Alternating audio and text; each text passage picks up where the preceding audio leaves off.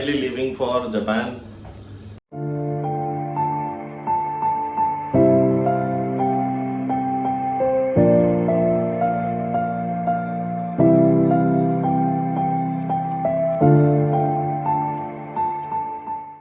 ये होगी 8 घंटे की जर्नी होगी फ्रॉम दिल्ली। सो टोक्यो में लैंड करूँगा अराउंड 8 AM।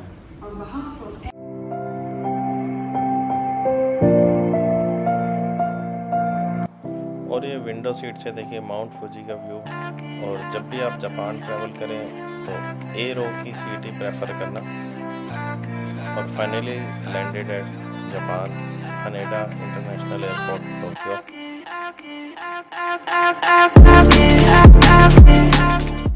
और ये अराइवल कार्ड जो आपको अराइवल के टाइम पे फिल करना रहेगा इमिग्रेशन के लिए।